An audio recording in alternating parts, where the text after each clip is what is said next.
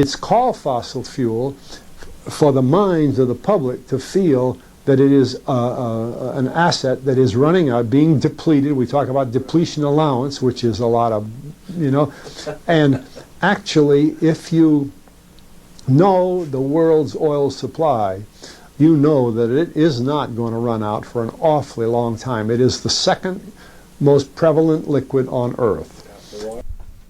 And that's what you call Heresy 101 from L. Fletcher Prouty there. Oil is not from fossils. See, if you're going to challenge the whole scam around global warming and the whole energy scam, then you've got to go to the roots of the deception. And that goes way back. Prouty knows what he's talking about. And he's on to this. He's going to give you two key pieces of information here. One from as far back as the 1890s, at the dawn of the oil era, which is at the heart of this deception, and another meeting involving key players later. We'll deal with the first, and who else but Rockefellers. You knew they had to be involved in this. Let's get the skinny from Fletcher Prouty. And Rockefeller happened to be the smartest man in the business at the time, but he made most of his money, or much of it, off the transport of the petroleum as well as selling it.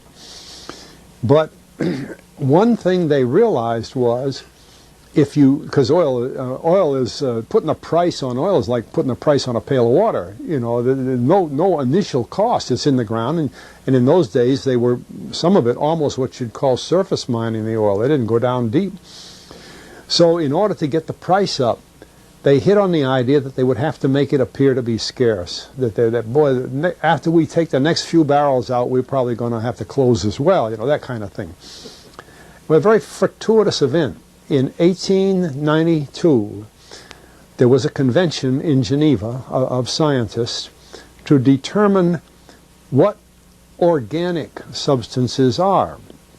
Well, the definition of organic is a substance with hydrogen, oxygen, and carbon. And so it's usually a living substance, a tree. You analyze a dead tree, hydrogen, carbon, and oxygen, and grass, and so on, living things. Animals, we are hydrogen, oxygen, and carbon. So at this Geneva Convention, Rockefeller took advantage of sending some scientists over who said, oil, petroleum, is hydrogen, oxygen, and carbon.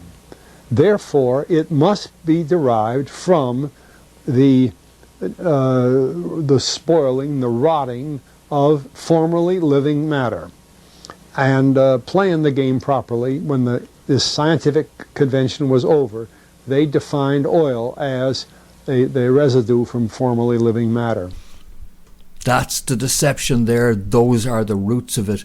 And you see how Prouty has nailed in 1896 the very first deception in climate science was the twisting of science by Rockefeller, who sent those scientists to the Geneva Convention and enshrined forever that fossil fuels were fossil fuels, when in fact they could be made deep within the mantle of Earth by an inorganic method, by chemical methods, the same kind of methods that produce diamonds, water, and everything else that comes out.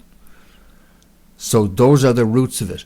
Now he's done his research, so he understands Rockefeller's role in the roots of all this. Now he's going to describe to you what he personally saw going on as an insider inside the Washington DC elite and the establishment elite as they perpetrated this con, continued it, and then we'll see why they were doing it too.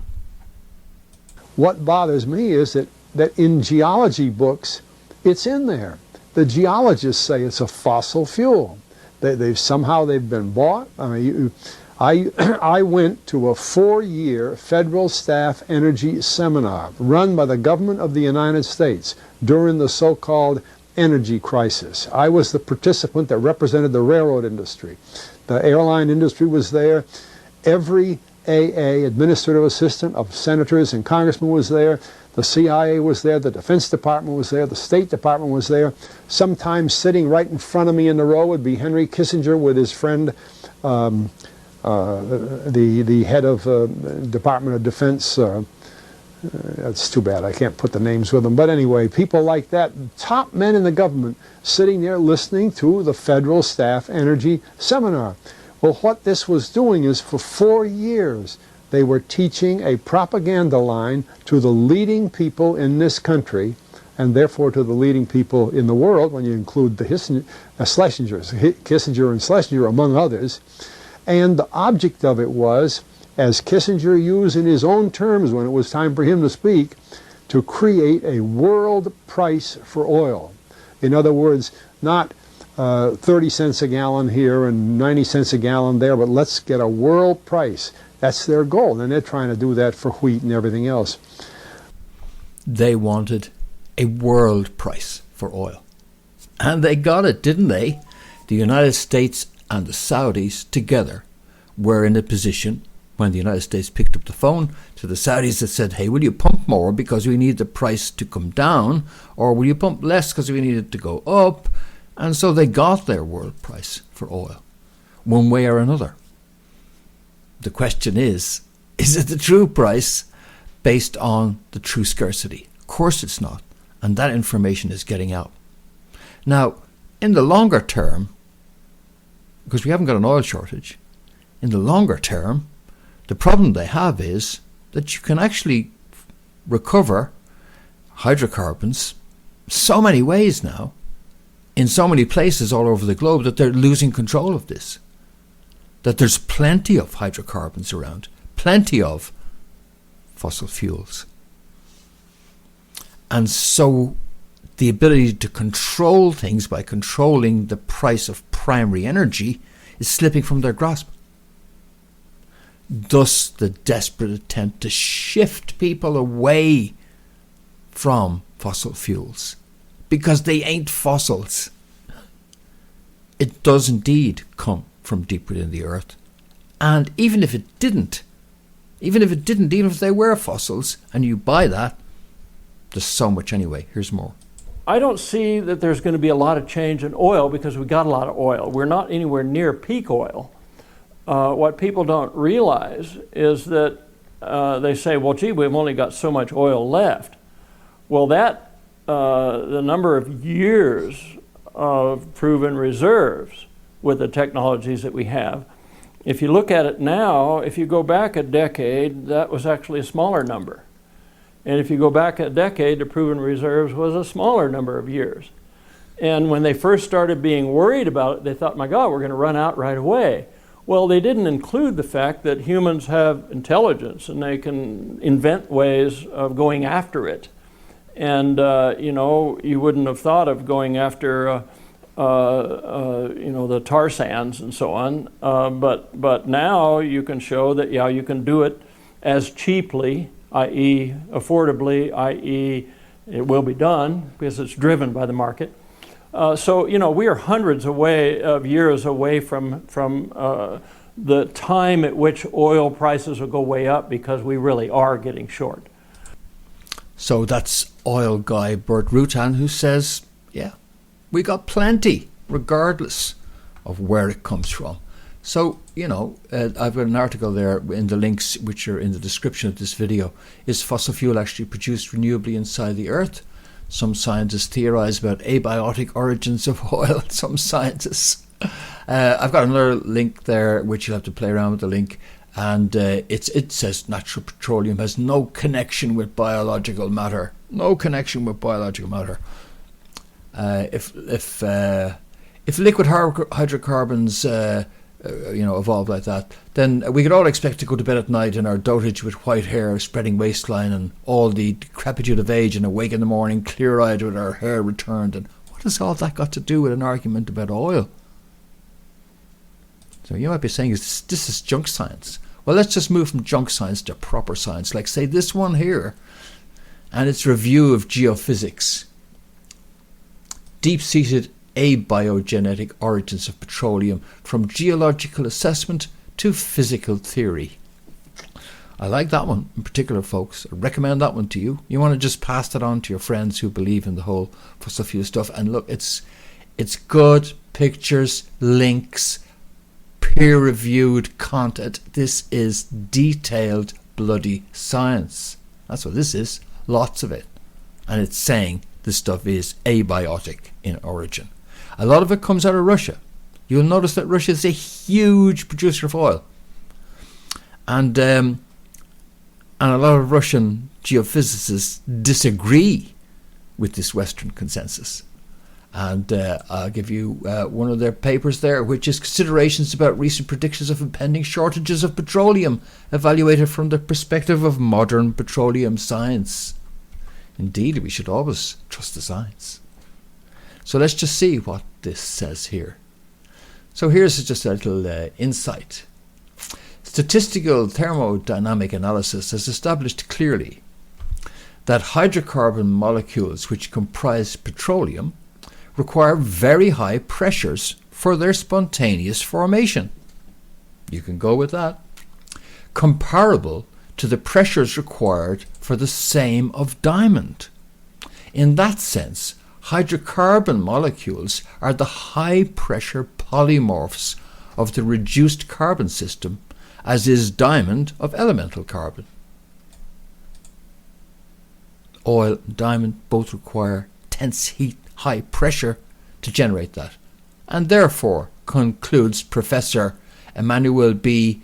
Chetaliuk at the All-Union Conference on Petroleum and Petroleum Geology, Moscow 1968, he concludes, therefore, based on the fact that it requires such intense high pressures, etc., and heat, any notion which might suggest that hydrocarbon molecules spontaneously evolve in the regimes of temperature and pressure characterized by the near surface of Earth, which are the regimes of methane creation and hydrocarbon destruction, does not even deserve consideration.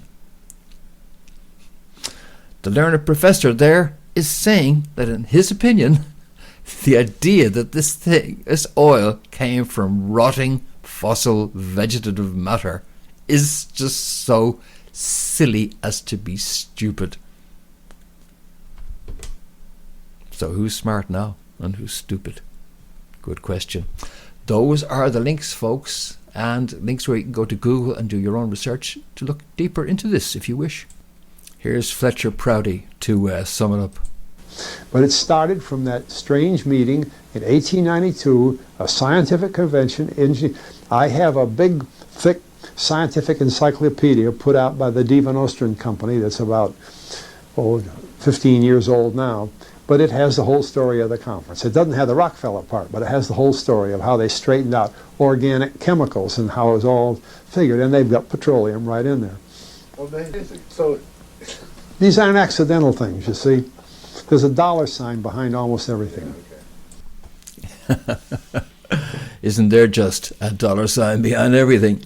And your vehicle, motor tax, road tax, insurance, petroleum taxes, import taxes, excise taxes.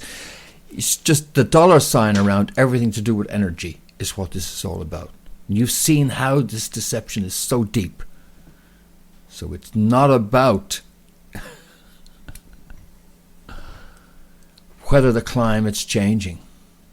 It's about understanding the simple mechanics of deception and exploitation.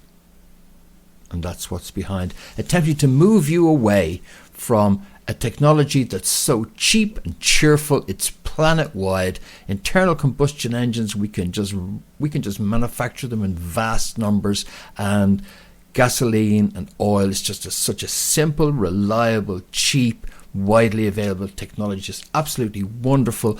And indeed it is glorious that this very planet is producing that stuff for the benefit of the humans who live on the surface, and producing it in vast amounts that are essentially inexhaustible. There are many good ways of collecting energy, and it's good to have alternative sources of energy so you're not over-dependent on any one. That doesn't mean buying into complete nonsense that makes you over-dependent on highly expensive technologies that you don't need to waste your money on. There are some things that are very good for moving people around, some energy sources, and one of those is petroleum. It's so good for that, moving stuff around. Maybe there's other sources for heating homes, running factories that might be different. But you have that mix in there. That's what it's about. Keeping the price down and getting the truth to you about the heresies that surround us, the heresies that we need to just break through with heresy. And that's one of them. It's a good place to start. We'll go to deeper heresies, much, much deeper heresies as we go on in 2023. The year of heresy, I think. And this is a good start now. I'll be back with more soon. Hope you join me for those too. But in the meantime, for breakfornews.com, unbanned after a week off of YouTube, check out my Odyssey channel, link below in description, to see what I was saying while uncensored. But looking forward to your company soon. See you then. This has been Fintan Dunn reporting. Bye for now.